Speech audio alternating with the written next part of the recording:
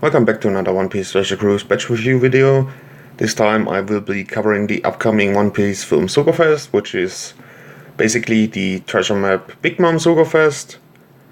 The Sugo-Fest itself starts on December 11th, 19 PST and goes until December 18th, 1859 PST. It's an all gold or better Sugo-Fest. The pull mechanics for part 1 are on the first and fourth multi. You are getting discounted pulls, meaning you only pay 30 gems. The second multi gets you the brand new Sanji. The third, sixth and eighth multi you get a guaranteed legend. On the fifth one you are guaranteed to get the brand new Raichu. On the 10th multi you are guaranteed to get a legend with rate boosted recommended legends. And on the 12th multi, it's the same as the 10th, but this time the legends are max special. The pull mechanics for part 2 and 3 are different, of course. First and fourth are still discounted multi-gems for multi-pulls for 30 gems. Second multi, the last poster, is a rate boosted unit. Third, sixth and eighth is a guaranteed legend. On the 5th multi, you are guaranteed to get a showcase character. On the 10th, it's basically the same as part 1, guaranteed legend with rate boosted recommended units. On the 12th one, it's the same as the 10th, but again with max special level. Now let's start with the first unit, which is Sanji. He's a Dex Fighter Powerhouse unit. His attack is 1348. His health is 2567. His recovery is 321. His special, he recovers 3000 HP, changes the right column strength, dex, quick, psy or int orbs into matching orbs, and boosts attack of dex, quick and int characters by 1.75 for one turn. I'm not going to rate the captain ability for the units, for the rare recruits, just for Tesoro himself, so I would rate Sanji special, I would say a 6 out of 10, because there are far better universal orb boosters in the game already, even free-to-play ones. So besides the treasure map, he isn't that useful, like most of the treasure map units or TM rare recruits are anyway. So the next unit, which is Raichu, she's a quick fighter cerebral unit. Her special, she removes poison completely. She changes the left column, strength, dex, quick, psy or int orbs into matching orbs, and amplifies the effects of orbs on dex, quick and psy characters by 1.75 for one turn. So it's basically the opposite of what Sanji does. Sanji does the right side into matching orbs if they are type orbs, and Raichu does the left column. But it's also a 6 out of 10 special in my opinion, so nothing special here. Now to the next one, which is going to be the first from the Tesoro Batch. Tanaka is a Dex Shooter Free Spirit unit. His attack is 1333. His health is 2499. His recovery is 312. His special, he deals 40 times his character's attack and typeless damage to one enemy. That will ignore damage negating abilities and barriers, and reduces enemies' attack up, increase defense and rage duration by 3 turns. If your captain is Dex or quick, he changes his own orb into Dex and adds 40 times his character's attack as additional typeless damage for one turn. It's an okay utility or support unit, whatever you want to call it. I would give it a 7.5 out of 10, the special. He can be a good addition for some teams. Now the next unit is Dice. He's a strength fighter and powers unit. His attack is 1418. His health is 2812. His recovery is 182. Especially, he cuts the current HP of one enemy by 15% and reduces enemy barrier duration by 1 turn. If your captain is strength or quick, he changes his orb into strength and boosts the attack of all characters by 1.75 for 1 turn. He's an universal attack booster, which isn't bad. Universal attack boosters are always good. But having the restriction, that's not good at all, in my opinion. They are pretty limited. But you can make good use of him on teams like Bluchi, if you need an additional attack booster.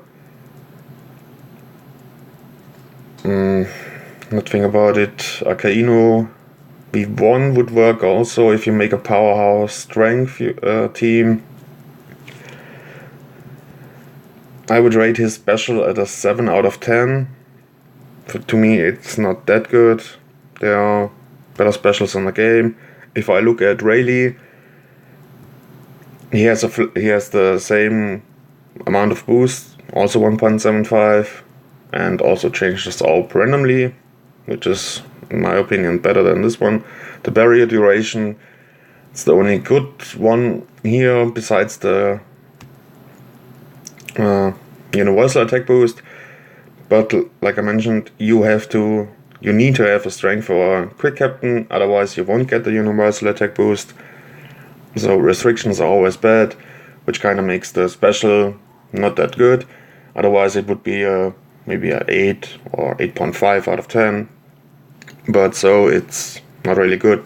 Worse unit than Tanaka, in my opinion, when it comes to the special. We need just view that. Now to the next one, which is Bakura. Bakura is a int cerebral striker unit. Her attack is 1217. Her health is 2009. Her recovery is 459. Her special, she deals 77 times her attacks and type plus damage to all enemies and reduces cruise attack down, chain multiplier limit, and paralysis duration by 3 turns. If your captain is an int or quick, she changes her orb into int and amplifies the effect of orbs by 1.75 for 1 turn. It's a pretty good utility special. Paralyzed, chain multiplier, and attack down are some nasty debuffs. 3 turns isn't on the high side, but she covers those 3, so it's pretty good in general. I would give it a 8. Kinda hard. It's not a 9. Let's say it's an 8.75 out of 10. When it comes to the special, you can use her on, what's a good striker team for int? Whitebeard, TM Whitebeard comes in mind when I think about it. Quick ones, of course, is G4B2, the newest one. Cerebral units, no, there are no good.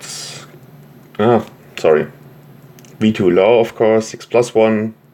You can use her on this team if you want to have the orb effect, but you don't need it because Law is a 2.25.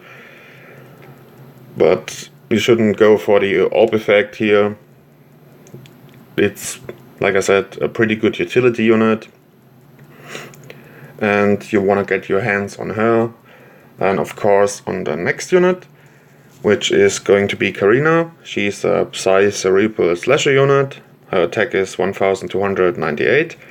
Her health is 2317. Her recovery is 331. Her special, she reduces enemies' threshold damage reduction, percent damage reduction, resilience, end of turn damage, percent cut buffs by 4 turns.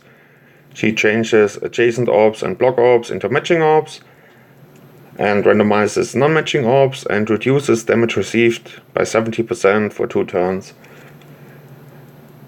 If I would rate this special, it would be a 9.5 out of 10 when it comes to utility. It's pretty damn good.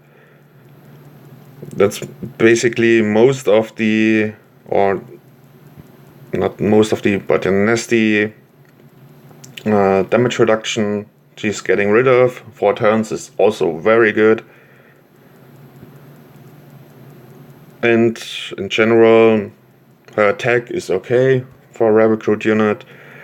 Her health is a bit on the low side, but it's still okay. It's 2317 units, recruit units with far less. I would say it's a below average, shortly below average, but the recovery is really good. Now to Tesoro himself. Tesoro is a quick driven striker unit. His attack is 1528. His health is 3297. His recovery is 341. When I look at the stats here, they are good average for a legend unit. You have a decent amount of HP. The attack isn't below 1500. And of course, don't forget the limit break, which gives another attack boost, an HP boost, and also recovery. Now his captain ability. If you have a striker, shooter, fighter, slasher, free spirits, cerebral, powerhouse, and driven character on your crew, he boosts the attack of all characters by 3.75, the HP by 1.35, and boosts chances of getting matching orbs. He boosts the attack of all characters by 4.5 after hitting 4 grades in a row. But if you hit a perfect, he reduces the attack boost for the next attack by 30%. That's a pretty restrictive captain ability we got here. If I would rate it, it would be a 7 out of 10, because you need to have certain classes on your team, meaning you can't choose some combinations. You're pretty restricted there also already, but then you can't hit any perfects, otherwise you're gimping your own damage by 30% on the next turn. But doesn't matter if you burst, but for the usual stuff it's not that good, or if you need to burst over several turns when enemies revive, etc. But the special here is what makes Tesoro a good unit in the end.